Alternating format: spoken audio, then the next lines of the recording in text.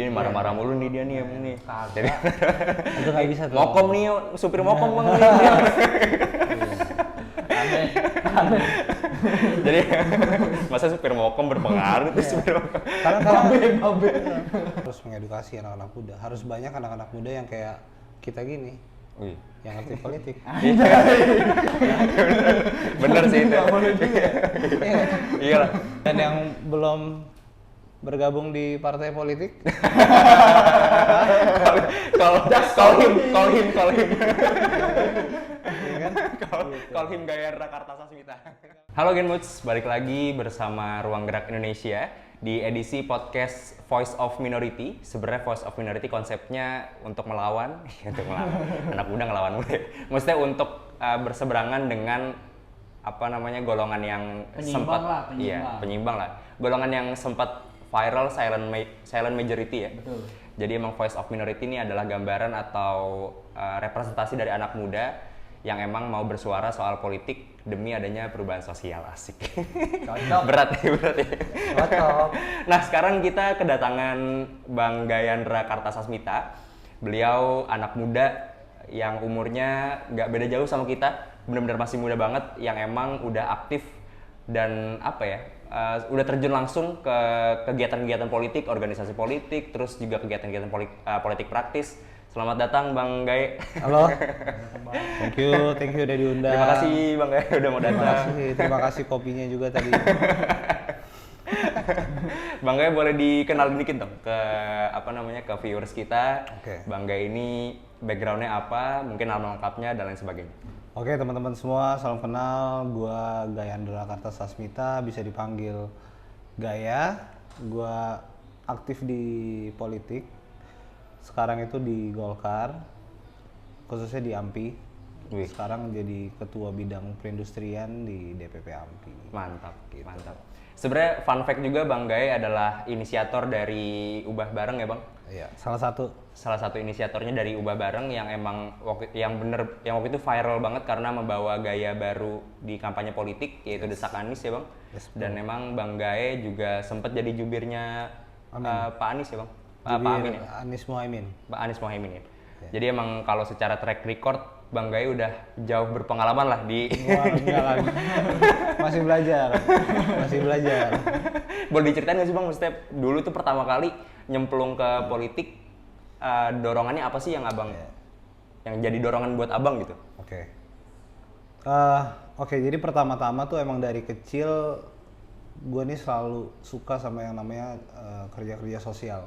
Oke. Karena pas zaman dari SMP di sekolah gue itu ada nama programnya namanya community service. Jadi kita tuh dapat poin gitu dulu. Kalau misalnya kita kerja-kerja sosial. Terus dulu yang pertama gue lakuin itu gue jadi guru untuk anak-anak jalanan. Itu SMP Bang? Dari SMP. Kita SMP ngapain dulu? Tawuran.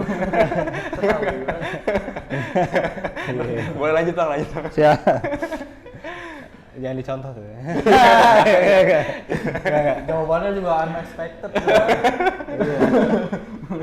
Iya, jadi pas SMP gue jadi guru matematika sama bahasa Inggris untuk anak-anak jalanan, anak-anak yang ada di bawah jembatan, yang ya mungkin kurang beruntung untuk bisa sekolah gitu kan.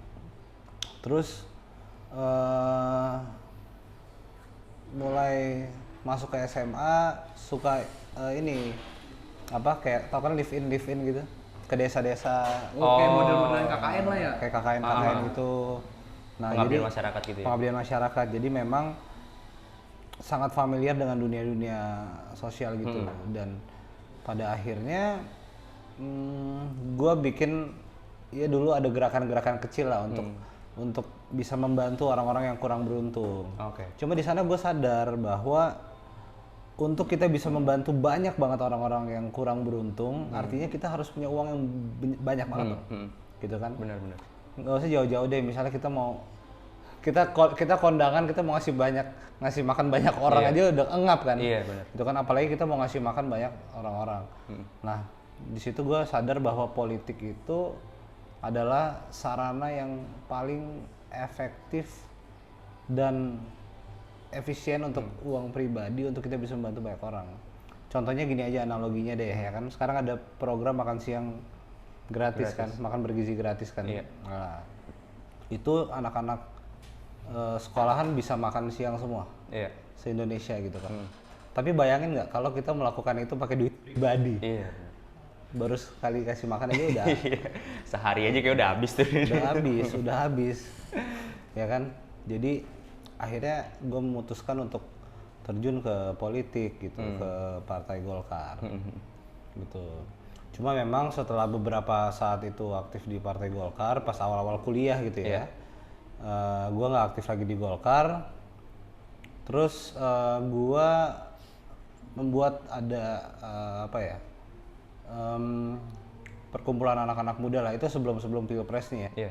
Bikin ada perkumpulan anak-anak muda yang memiliki visi yang sama lah tentang kebangsaan gitu. Kita ingin adanya perubahan karena kita merasa bahwa masih banyak hal-hal yang belum ideal yang terjadi di Indonesia gitu. Nah, akhirnya kita namakan itu sebagai ubah bareng. Oh. Karena kita mau mengubah hal-hal yang kurang baik itu bareng-bareng gitu kan. Iya. Jadi disitulah ubah bareng lahir dan kita memutuskan untuk mendukung waktu itu 01 ya, Iya, Pak Anies Mohaimin. Pak Anies Baswedan dan Mohaimin Iskandar. Iya. Bahkan itu sebelum ada Pak Mohaimin malah. Jadi baru Pak Anies aja gitu. Oh, yang sebelumnya Abbas nggak sih Bang namanya Bang? Awalnya Abbas. Awalnya Jadi Abbas. ada Abbas, terus ada banyak organisasi-organisasi lain yang berhimpun menjadi ubah bareng gitu sih. Nah sebenarnya dari pengalaman yang Bang Gai ceritain dari tadi masa sekolah, dari SMP, itu kan udah deket banget sama masyarakat kan ya Bang? Dan nggak banyak, maksudnya sistem pendidikan kita sebenarnya kan nggak banyak gitu yang kayak sekolah Bang Gai waktu itu gitu, yang ada kegiatan sosialnya, diwajibkan untuk itu, apa jadi guru, bahkan dari SMP udah bisa sharing ilmu ke anak-anak yang minim akses lah ke pendidikan. Gue ngelihatnya karena kita kan di sekolah umum ya Bang, maksudnya sekolah negeri pada umumnya selalu dituntut untuk ya udah lu belajar aja ngafalin rumus gitu, lo nggak harus berdampak sama masyarakat, paling ya cuman pelajaran budi pekerti aja kan. Nah pada saat lu nyemplung itu Bang, value apa yang selalu lu pegang tuh dari zaman sekolah sampai akhirnya lu nyemplung ke politik? Gimana ya? Apa emang karena udah terbiasa aja dari SMP, dari sekolah untuk dekat sama masyarakat, value apa yang akhirnya selalu lu bawa Bang pas sampai akhirnya di titik masuk ke politik itu? Iya sih, jadi dari pengalaman gue kerja sosial itu gimana ya, kasarnya gue jadi belajar cara menjadi manusia yang sebenarnya gitu loh, manusia yang makhluk sosial, bahwa kita nggak boleh lah hidup enak sendiri gitu kan. Kita harus ngelihat ke kanan kiri kita, masih banyak sesama manusia yang kurang beruntung gitu. Makanya hal itu yang bikin gue tertarik sama politik gitu, bahwa gue bisa membantu banyak orang tanpa pakai uang sendiri gitu kan. Hanya tinggal membuat kebijakan-kebijakan yang berpihak kepada yang kurang beruntung gitu. Program-program yang baik dan lain sebagainya. Hanya butuh satu tanda tangan, orang-orang bisa sejahtera kan. Politik kan itu kan sebenarnya. Lu gimana Jam? Iya, menarik sih. Jadi politik adalah saluran yang paling tepat untuk memberikan hak-hak yang paling tepat pada orang yang tepat gitu kan. Melalui itu juga jadi banyak banget. Nah, per hari ini kan Bang banyak banget isu-isu yang beredar nih, kayak kemarin trendy lah kayak Jolly Roger yang bendera One Piece lagi berkibar, kritik-kritik kayak gitulah. Nah, kalau lu ngeliat anak muda per hari ini emang udah cukup adaptif terhadap politik per hari ini atau memang masih pragmatis nih Bang? Yang lu lihat nih Bang? Kalau gue liatnya kita nggak boleh mengatur persepsi masyarakat terhadap pemerintahan ya. Jadi pemerintah ini harus selalu terbuka, mau ada kritik yang setajam apapun. Seperti ya sekarang ini kan bendera-bendera apa tuh One Piece. One Piece itu kan sebenarnya bentuk bentuk apa sih? Perlawanan, bentuk kritik, kemarahan, bentuk kritik gitu kan. Dan sayangnya kan banyak dilarang ya. Padahal ini kan suatu bentuk hal yang kita bisa refleksi diri lah gitu kan. Jadi ya menurut gua ya politik ini harus terbuka sama masukan anak-anak muda gitu. Mau anak muda itu pragmatis lah apapun gitu kan. Ya nggak bisa disalahin gitu. Iya sih Bang, karena kita ngelihatnya anak muda kan sekarang udah bener-bener bisa dibilang apatis lah ke politik karena dari dulu sistem politik kita dilihatnya itu kan nggak menguntungkan masyarakat, justru menguntungkan golongan tertentu, golongan elit dan lain sebagainya. Nah sebenarnya kalau kan Bang Gaya kan udah nyemplung banget nih Bang di politik praktis. Sebenarnya ngelihatnya gimana sih Bang dari POV yang ada di lingkungan itu gitu Bang ke masyarakat tuh sebenarnya gimana gitu? Maksudnya apakah mereka sebenarnya yang ada di lingkungan elit ini atau politik ini emang bener-bener mau ngebantu masyarakat atau hanya kepentingan mereka aja gitu Bang yang diakomodir gitu sebenarnya? Ya, kalau gue sih lihatnya gini ya, kita ini dari kita lahir ke bumi ini sampai kita mati itu diatur sama politik kan. Itu semua adalah produk-produk politik. Nah, kita bisa hidup kayak gini, kita bisa bebas jalan dengan aman di jalanan dan lain sebagainya. Kita bisa sekolah, bahkan negeri banyak yang gratis, banyak program-program yang pendidikan yang gratis gitu kan. Itu kan semua kan produk-produk politik.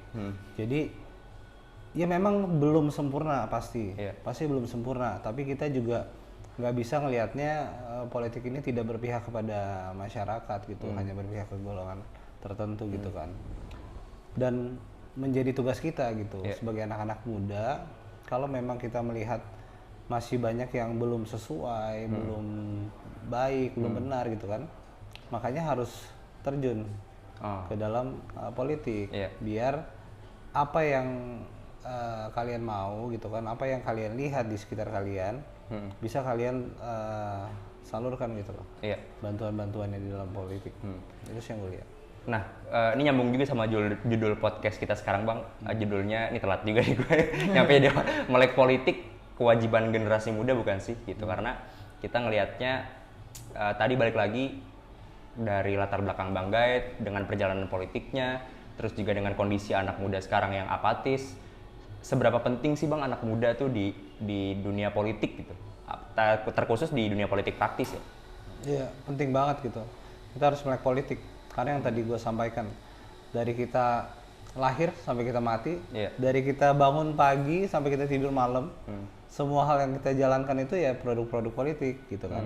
Iya benar. Dan kita juga nggak bisa sepenuhnya diam aja gitu loh. Kita nggak ngerti apa yang terjadi dan lain sebagainya, karena pada akhirnya hal itu hanya akan ibaratnya kita tenggelam sama produk-produk politik yang kita nggak ngerti.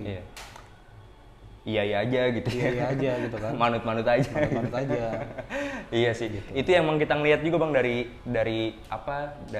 kita kan anak-anak politik kan Bang, basicnya. Jadi kita ngeliat tuh sebenarnya orang jarang mau masuk ke terutama ke ilmuwan politik atau ilmu politik, karena emang tadi udah dicapnya anak-anak politik tuh tukang ngolah lah, terus juga was aja. Terus sukanya demo tapi ntar ujung-ujungnya jadi jadi anggota dewan juga gitu. Jadi apa? Kepentingan pribadi. Jadi sebenarnya itu sih yang pengen kita rubah, dan emang tujuannya podcast ini emang buat nyadarin generasi muda buat politik tuh nggak selamanya negatif dan gitu. Menurut gua nggak salah kalau misalnya dulunya pas zaman mahasiswa suka demo, terus habis itu masuk politik dan jadi anggota dewan, menurut gua nggak salah. Justru kalau kita mau merubah suatu sistem, ya kita harus masuk ke dalam sistem itu. Iya betul. Nggak bisa selamanya kita ada di luar dan marah-marah gitu kan. Menggonggong di luar doang ya Bang. Nih dia marah-marah mulu nih dia nih nih. Jadi itu nggak bisa tuh. Mokom nih, supir mokom Bang. Aneh. Jadi masa supir mokom berpengaruh tuh supir mokom. Karena coba kalau misalnya nggak dari politik, gimana cara kita Iya. memperjuangkan yang biasa kita perjuangkan dulu zaman mahasiswa. Bentuk ideal yang lu pengen ya lu di dalam lah ngebentuk ideal yang lu pengen, jangan lu teriak Iya. di luar ideal kayak gini tapi orang memimpin kayak gini salah, Iya. orang mau ngelakuin kebijakan kayak gini salah. Mau gimana ya menurut Jadi gua? makanya kalau kalian merasa politik itu kotor, ya kalian yang punya niat baik ya ramaikan politik gitu. Bener sih. Kita bersihin bareng-bareng gitu Iya. kan kolam ini gitu. Tapi apa ya maksudnya? Mungkin kalau dari POV abang nih sebagai anak muda juga balik lagi, seideal apa atau kira-kira kalau misalkan di persentase ini ya bang, kalau misalkan anak muda bener-bener semua anak muda Indonesia lah ya, bener-bener melek politik, kira-kira kondisi Indonesia terutama kita kan bakal ngadepin bonus demografi ini bang 2045, bakal tercapai nggak tuh bang bonus demografi yang udah kita gembor-gemborkan tuh menurut lo? Kalau anak mudanya semuanya masih kayak gini ya, atau nanti aktif gitu, kira-kira gimana menurut lo bang? Yang gue lihat gini sih, dari pilpres kemarin ya, pengalaman di pilpres kemarin ya, itu anak-anak muda udah mulai ngikutin politik, Udah mulai aware ya? udah mulai aware sama politik, udah mulai aware sama program-programnya dan lain sebagainya. Tapi mereka belum paham gitu loh. Mereka belum paham sama program-programnya gitu. Mereka belum paham tentang apa yang calon-calon itu perjuangkan dan lain sebagainya. Dan mereka belum paham juga efek-efek kedepannya nanti gimana gitu kan.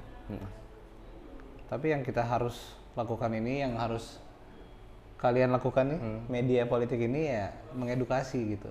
Iya. Jadi jangan hanya menonton politik, jangan hanya melihat politik, tapi harus ngerti juga gitu. Karena bangsa ke depan itu benar-benar ditentukan sama pemahaman kita, yang mana kita salurkan di TPS, ya kan? Bener. Jadi per 5 tahun tuh. Jadi jangan sampai karena kita bodoh amat, kita nggak peduli, kita nggak ngerti, kita asal pilih, nanti efeknya 5 tahun ke depan. Bener. Gitu. Berarti emang anak muda harus di apa ya? Harus pelan-pelan diedukasi. Mungkin kita harus sadarkan juga bahwa pentingnya diskusi-diskusi politik, diskusi-diskusi sosial itu emang efeknya ke masa depan bangsa tuh benar-benar bisa sesignifikan itu ya bang. Nah, Bisa. Ya contohnya aja deh, kita nggak ngerti politik, kita asal pilih, tiba-tiba uang sekolah naik. Benar. Habis itu kita marah-marah, iya, ya kan? Ya kayak hal-hal kayak gitu aja. bener sih. Gimana Jan? Kalau Ada tanggapan lain nggak? dari gue sih sebenarnya melihat perkembangan politik per hari ini bang, sebenarnya kan juga cukup dar-der juga kan, banyak Iya. banget isu beredar, apalagi ngelibatin anak muda. Nah sebenarnya yang balik lagi sih ke pertanyaan bonus demografi itu, untuk mengakselerasi hal itu gimana bang? Untuk nge-aksel itu bang, supaya si bonus demografinya ini jangan sampai terlewat terus nggak dapet nih Mentah gitu ya? bom si bonus demografi ini Iya. nggak jadi Indonesia emas gitu. Malah kayak misalnya dibilang Cina lah, Cina kan berhasil nih manfaatin masuk anak-anak masuk ke teknologi, politiknya Iya. jalan segala macam. Nah dibanding dengan India gitu, mereka kan gagal tuh, anak muda tenaga kerjanya nggak terserap gitu bang. Nah itu gimana bang menurut abang supaya pemerintah tuh apa yang sih harus di kebijakan pemerintah tuh yang supaya bisa bagus nih Indonesia di 2045 gitu. Ya kita harus mengedukasi anak-anak muda. Harus banyak anak-anak muda yang kayak kita gini, Wih. yang ngerti politik. Bener sih itu. Iya. Iya lah. Iya. Jangan apa ya? Jangan sampai apati semua, males semua gitu kan. Karena tingkah-tingkah banyak politisi-politisi jadi pada males sama politik Bener. gitu kan. Iya. Ya harus banyakin orang-orang kayak gini gitu. Banyakin orang-orang, anak-anak muda bikin media, Iya. bikin ruang diskusi seperti Iya. ini. Bener sih ngomong-ngomong. Kita harus bikin politik ini menjadi kayak apa ya? Kayak FOMO gitu, kayak padel zaman sekarang gitu kan, semua orang main padel gitu kan, karena kan semuanya ikut gitu kan. Ya kita harus bikin diskusi politik itu menjadi hal yang FOMO itu. trending gitu untuk anak-anak muda lakuin. Iya. Ngomong-ngomong soal diskusi sama anak muda, terus juga harus perbanyak ruang diskusi, perbanyak media. kita juga saat ini disupport sama Andalasia Kreatif yang jadi studio saat ini. Jadi buat teman-teman yang mau berdiskusi, mau pakai studio ini, bisa banget ntar kontak ke Andalasia atau kontak Ruang Gerak Indonesia buat booking tempat ini, karena tadi Bang Gai bilang harus diperbanyak tuh ruang gerak harus diperbanyak salah adlibsnya salah nih harus diperbanyak ruang-ruang diskusi media-media kayak gini gitu. Nah mungkin masuk ke pertanyaan terakhir Bang dari kita, pesan apa sih Bang yang harus yang mau lu sampein ke anak-anak muda yang masih apatis, yang masih buta sama politik, yang masih nggak mau, yang masih menjauhkan dirinya dari politik, padahal tadi lu bilang politik itu datangnya dari lahir sampai lu meninggal tuh itu politik. Itu pesan apa yang mau lu sampein Bang ke anak muda? Iya, yang gue mau sampai kameranya mana? Yang ini. Yang mau gue sampein simple. Masa depan kita semua, masa depan Republik Indonesia ini bergantung sama pemahaman kita, sama pengertian kita tentang politik dan tentang situasi yang ada di negara ini. Jangan sampai karena ketidakngertian kita, keapatisan kita mengorbankan banyak banget orang nih. Iya benar. Gitu. Jadi mulai sekarang banyakin ruang-ruang diskusi, mulai pelajari politik, karena hal ini akan sangat berdampak kepada kehidupan kita semua. Gitu. Dan Quote of the day. Quotes of the day. Dan yang belum bergabung di partai politik, call him. ya kan?